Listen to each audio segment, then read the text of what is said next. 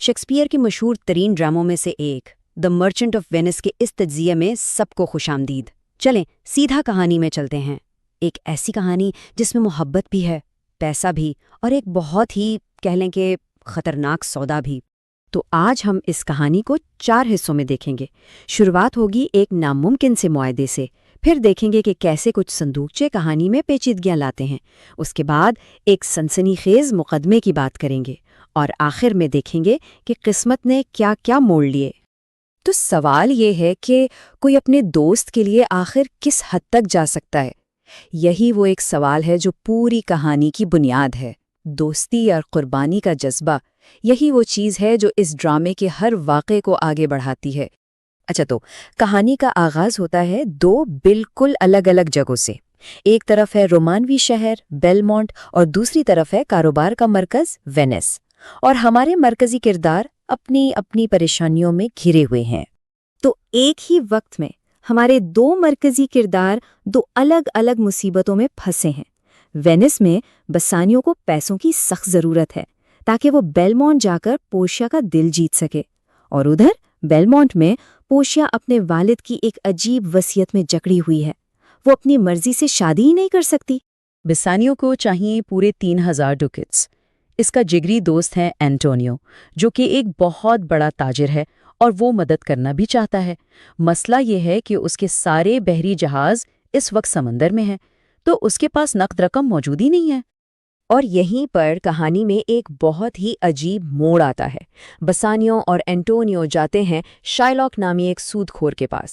اب دیکھیں، شائلاک کی اینٹونیو سے پرانی دشمنی چل رہی ہے، لیکن حیرانی کی بات یہ ہے کہ وہ بغیر سود کے قرض دینے پر مان جاتا ہے، مگر ایک شرط پر، اور وہ شرط بہت ہی خوفناک ہے۔ یہاں یہ سمجھنا ضروری ہے کہ ان دونوں میں دشمنی کیوں ہے۔ شائلاک کا پیشہ ہے سود پر پیسہ دینا، جبکہ اینٹونیو اس کے بالکل خلاف ہے۔ وہ لوگوں کی مدد کرتا ہے، بغیر سود کے قرض دیتا ہے، جس سے ظاہر ہے شائلاک کے کاروبار پر اثر پڑتا ہے۔ بس یہی ان کی دشمنی کی اصل وجہ ہے۔ تو اب کہانی کے دوسرے حصے میں داخل ہوتے ہیں، جہاں ایک طرف محبت کی آزمائش چل رہی ہے اور دوسری طرف وینس میں حالات مزید کشیدہ اور پیچیدہ ہوتے جا رہے ہیں۔ بیلمونٹ میں پورشیا سے شادی کے ہر امیدوار کو ایک پہیلی حل کرنی ہوتی ہے۔ 3 صندوقچے ہیں، سونے، چاندی اور سیسے کے۔ 2 شہزادے آ کر اپنی قسمت آزما چکے ہیں۔ ایک نے لالچ میں سونا چنا، دوسرے نے غرور میں چاندی، اور دونوں کا انتخاب غلط نکلا۔ اسی دوران وینس اور بیلمونٹ میں واقعات بہت تیزی سے بدلتے ہیں۔ ایک طرف شائلاک کو دکھ ملتا ہے کہ اس کی بیٹی اس کے پیسے لے کر فرار ہو گئی ہے، پھر اسے خبر ملتی ہے کہ اینٹونیو کے سارے جہاز ڈوب گئے ہیں، جس سے اسے انتقام کا موقع نظر آتا ہے۔ اور ٹھیک اسی وقت بیلمونٹ میں بسانیوں سیسے کا صندوقچہ چن کر پورشیا کو جیت لیتا ہے۔ تو بیلمونٹ میں خوشیوں کا سماں ہے۔ بسانیوں اور پورشیا کی شادی تو طے ہو ہی گئی، ساتھ میں ان کے دوست کرسچیانو اور نیریسا نے بھی شادی کا فیصلہ کر لیا، لیکن یہ جشن زیادہ دیر ٹکنے والا نہیں تھا۔ وینس سے یہ بری خبر آتی ہے کہ اینٹونیو کے جہاز واقعی تباہ ہو گئے ہیں اور قرض کی ادائیگی کی تاریخ گزر چکی ہے۔ اب بسانیوں کو سب کچھ چھوڑ کر فوراً اپنے دوست کی جان بچانے کے لیے وینس واپس جانا ہے۔ اور اب ہم پہنچ گئے ہیں ڈرامے کے سب سے اہم حصے پر۔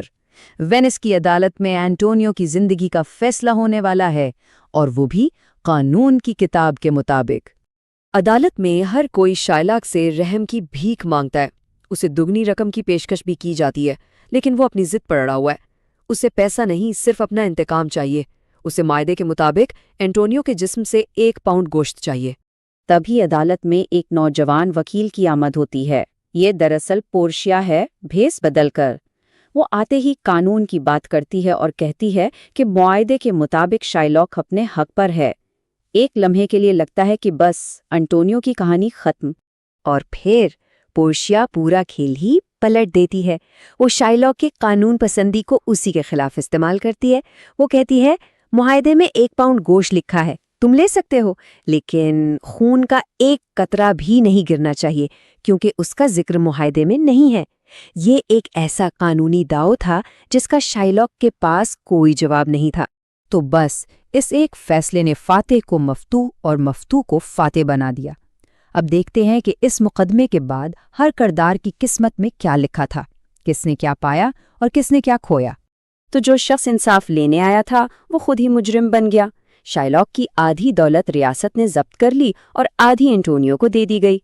उसकी जान तो बख्श दी गई, लेकिन एंटोनियो ने शर्त रखी कि वो अपना मजहब तब्दील करेगा और अपनी बाकी जायदाद भी अपनी भागी हुई बेटी के नाम कर देगा। खैर, इस संगीन माहौल के बाद कहानी एक हल्के फलके मोड़ पर वापस आती है। पोर्शिया और नेरीसा, जो अभी भी वकीलों के भेस में हैं, अपने अपने शौहरों की वफादारी आजमाने का सोचती हैं। वो उनसे फीस के तौर पर उनकी शादी की अंगूठियां मांग लेती हैं, वही अंगूठियां जो उन्होंने कभी न उतारने का वादा किया था। और आखिरकार बेलमोंट में सब राज खुल जाते हैं। पोर्शिया और नेरेसा अपनी असलियत जाहिर करती हैं और शौहरों से सुलह हो जाती है। लोरेंजो और जेसिका को अपनी विरासत का पता चलता है और सबसे बड़ी खुशखबरी ये आती है कि एंटोनियो के जहाज डूबे नहीं थे, वो भी सलामत वापस आ गए हैं। यानी सब कुछ ठीक हो गया। तो कहानी तो एक खुशगवार मोड़ पर ख़त्म हो जाती है ना? लेकिन ये अपने पीछे कुछ बहुत गहरे सवालात छोड़ जाती है। असल सवाल ये है कि क्या शाइलाक के साथ जो कुछ हुआ वो वाकई इंसाफ था? और यही वो सवाल है जो आज भी इस ड्रामे को इतना ही अहम और सोचने पर मजबूर करने वाला बनाता है जितना ये सदियों पहले था।